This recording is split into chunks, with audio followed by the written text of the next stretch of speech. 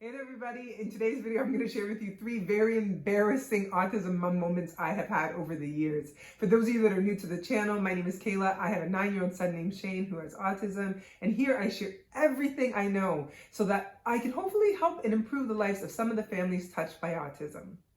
Summer vacation is here, and many of us parents are spending more time with our children than we would normally do. And I know that can create many embarrassing and frustrating moments for us autism parents.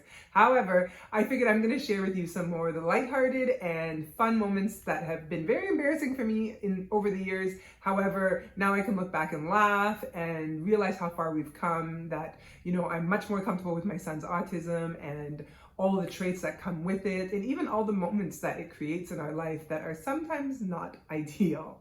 One of the most embarrassing moments I've ever had as an autism mom was actually pretty recent. My son and I were at a grocery store and shopping, and there was a gentleman a little bit older than me to my right, and Shane was stimming and he was jumping up and down and sort of in his zone, and I was just letting him go for it. He wasn't hurting anybody. And the gentleman was staring at Shane, and Shane was directly beside me, and he was staring quite aggressively. So I sort of redirected Shane and got his attention, and we moved over to the vegetables, and I started looking at the vegetables. Well, then this gentleman sort of moved over to the vegetables too, and again was staring at my son who was standing beside me.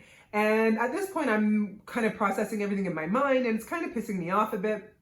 So I decide to calculate what I can say to him politely, but also directly, so that he knows that it's really rude to stare. So I basically say that. I asked him simply, "What are you staring at?" And he didn't answer me. So I then said, "It's very rude to stare. If you have a question or a comment, you can direct it at me, but can you please stop staring at my son?" And I said it a little bit more aggressive than I just explained it to you. And he paused, he looked down, and he said, "I was actually staring at you. I was thinking about asking for your phone number." Oh man, I was embarrassed. I literally assumed he was staring at Shane because Shane was stimming, jumping up and down, humming. And many times in the past have we been out in public and people did stare at him, and I didn't say anything, and I just got sick of it. So I assumed this dude was staring at my son who was stimming. And no, he was staring at me and thinking to ask me for my phone number. One of the most memorable and definitely one of the most embarrassing moments I have ever had with my son Shane in the 9 years of being his mother is when he told me he had to go pee at a park. This happened when he was about 5 years old. As some of you might know from my other videos, Shane was not potty trained until he was 5. And he is a big boy, so he was a big boy wearing pull-ups at 5 years old. And when this was happening, I would let him go pee pretty well anywhere I could find a spot for him to go pee, even when we were outside, because I didn't want him to go in his diaper. We were desperately trying to break the going pee in the pull-up or diaper habit. So one day we were at this park, and the park is literally surrounded by apartment buildings. And in the center of this square or whatever that is surrounded by apartment buildings is a small park.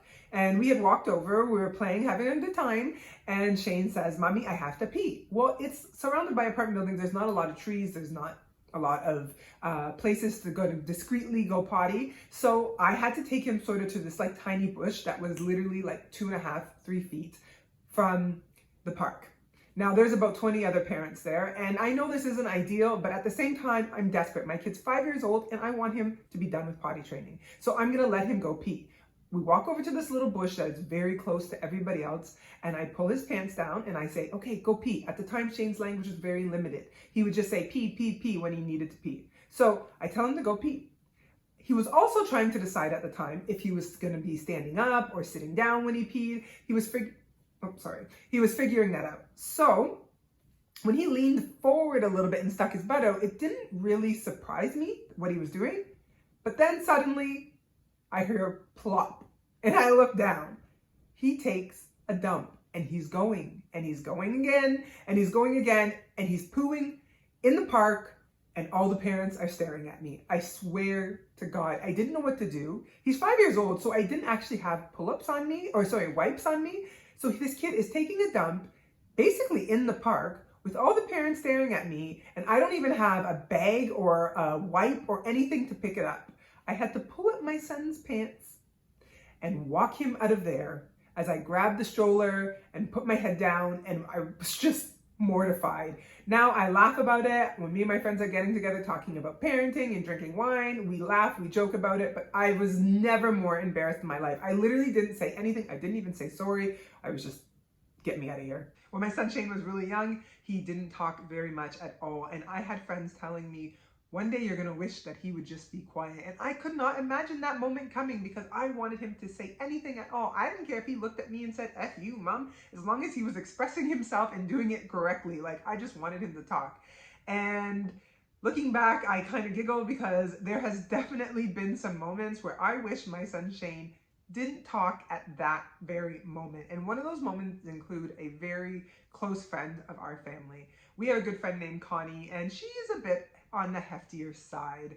And at some point, Shane was starting to understand what it meant to be heavier or smaller, and how, you know, when you eat a lot, you get food in your stomach and your stomach gets bigger. He started to understand that concept. And I remember him asking me questions about it and me being very happy that he was understanding the concept of eating and food and growing larger, that sort of thing.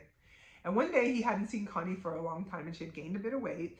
And he looked right at Connie and said, "Why do you have so much food in your belly?"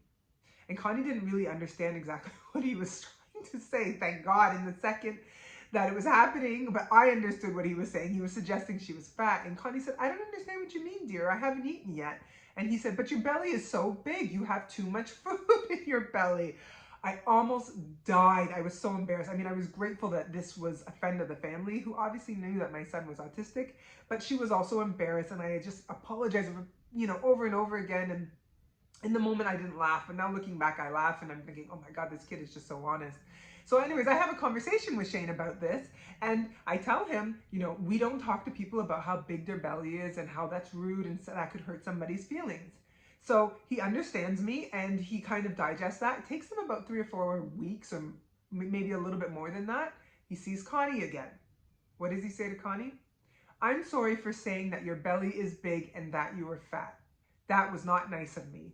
Oh my God. I was like, why did you have to bring it up again? I mean, my son is autistic and many autistic people are very literal people. And he took what I taught him about hurting people's feelings and not mentioning the size of their belly. And he apologized for that. And he said, "I'm apologizing. I'm sorry, you know, for saying that your belly was big." But it's just, again, I was so embarrassed. But I look back now and I laugh at it because the truth is he was just saying what was on his mind, which is that he wanted to apologize. He felt bad for hurting her, but bringing it up again was maybe not the best choice. But of course, social cues like that are difficult for autistic children. So there you have it. Those are 3 of my very embarrassing mom moments that I now look back on and think, oh my God, that is hilarious. But in the moment, maybe it was a little bit more difficult. These moments are going to pop up for all of us, and I know I'm going to have a lot more of them with my son Shane as we get older and interact more, and he is in more social situations. I think what can be taken from this video is that they're going to happen. Take it with a grain of salt, apologize, and laugh about it later. Thank you so much for watching. I hope you found these moments funny and that you had a good laugh. If you enjoyed them, I post videos every single Sunday, so subscribe to find out what I'm going to post next.